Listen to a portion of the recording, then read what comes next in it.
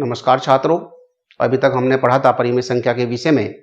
आज हम पढ़ेंगे परिमेय संख्या के प्रगुण या गुण। परिमेय संख्या के 3 प्रगुण होते हैं। योग की संक्रियाओं पर कितने प्रगुण होते हैं? 3। नंबर 1 समवर्ग प्रगुण, नंबर 2 क्रम विनिमय प्रगुण और नंबर 3 होता है साहचर्य प्रगुण। तो पहले हम यहाँ लिखेंगे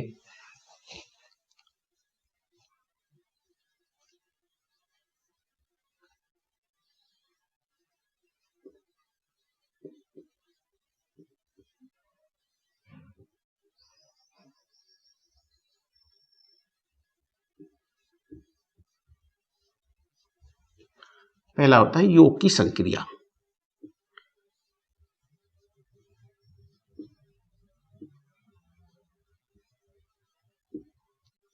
योग की संक्रिया का मतलब है जब हम परिमेय संख्याओं को जोड़ते हैं यानी उनका योगफल करते हैं तो परिमेय संख्या किन किन नियमों का पालन करती है।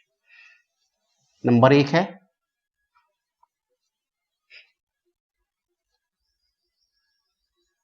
समवर्ग प्रगुण।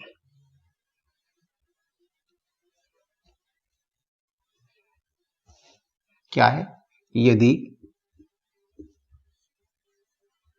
P/Q व R/S दो परिमेय संख्याएं हैं तो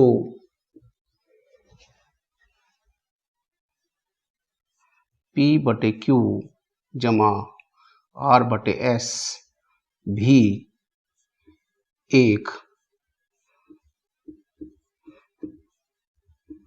परिमेय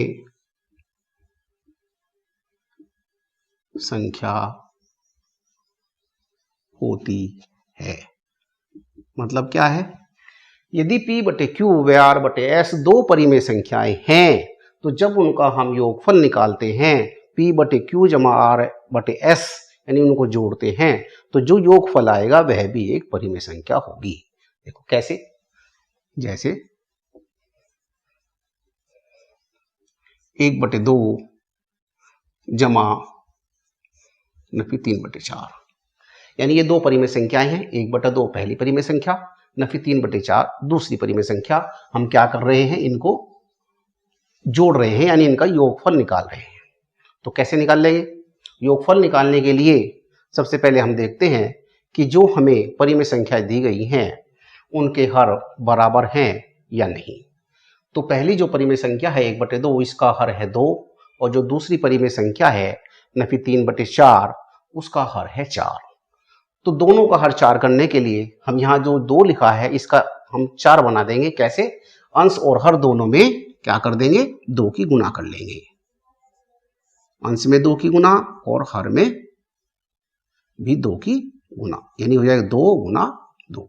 पहले लिखे हमने 1/2 ऊपर भी 2 की गुना करी और नीचे भी 2 की गुना करी जमा 3/4।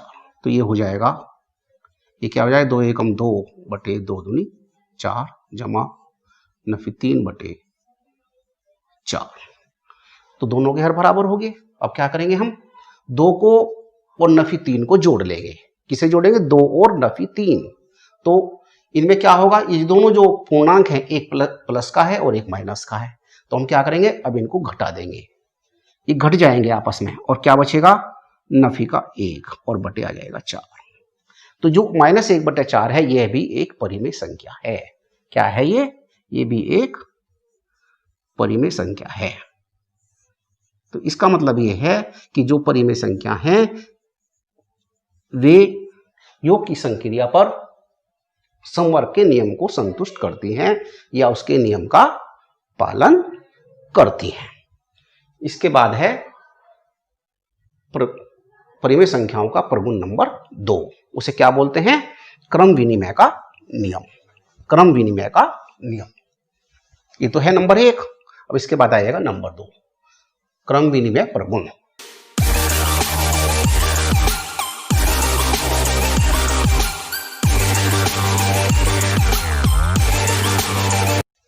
नंबर 2 पर गुण क्या हो जाएगा,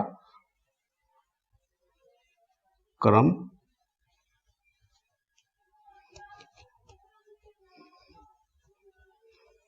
विनिमय प्रगुण। ये क्या है, यदि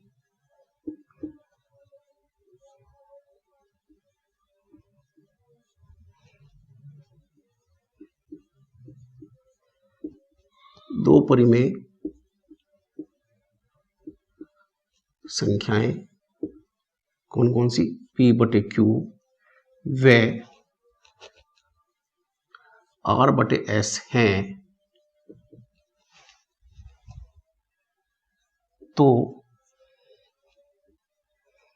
P/Q जमा R/S बराबर होगा R/S जमा P/Q। क्या मतलब है इसका, यदि दो परिमेय संख्याएं, पहली परिमेय संख्या है P/Q, दूसरी परिमेय संख्या है R/S है, तो पहली में हम दूसरी को जोड़े या दूसरी में हम पहली को जोड़े तो उनका जो योगफल है वो बराबर आता है, यानी ये इसके बराबर होगा। ठीक है, जैसे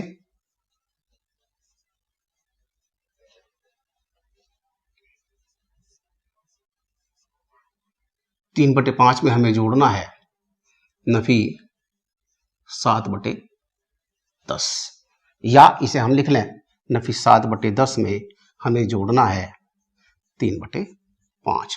तो देखो दोनों को करेंगे हल, इसका क्या आंसर आएगा और उसका क्या आएगा, देखो दोनों का सेम आना चाहिए।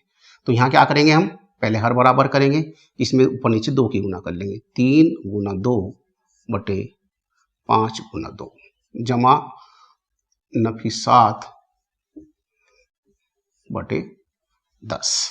तो यहाँ आ जाएगा ये 3 दूनी 6/10 जमा 7/10। 7 कैसा है, माइनस का है, तो ये बराबर हो जाएगा, यहाँ बचेगा नफी का 1/10। यहाँ नफी 1 क्यों बचा, क्योंकि हमने इन्हें जब जोड़ा तो एक जमा का था और एक नफी का था, तो क्योंकि नफी वाले ज्यादा हैं तो नफी का चिन्ह बचेगा।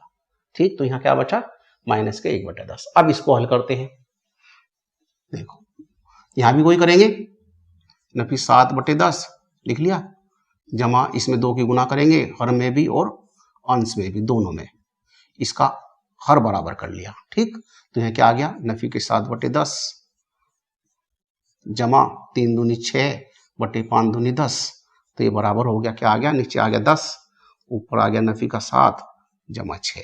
यहाँ भी क्या हो जाएगा, नफी के 7 में से 6 घट जाएगा, क्योंकि दोनों के चिन्ह अलग अलग हैं। यदि दोनों के चिन्ह समान होते तो जोड़ दे, तो यहाँ जाएगा नफी का 1/10। देखो दोनों जो परिमेय संख्या आई योग करने के बाद वो दोनों समान है।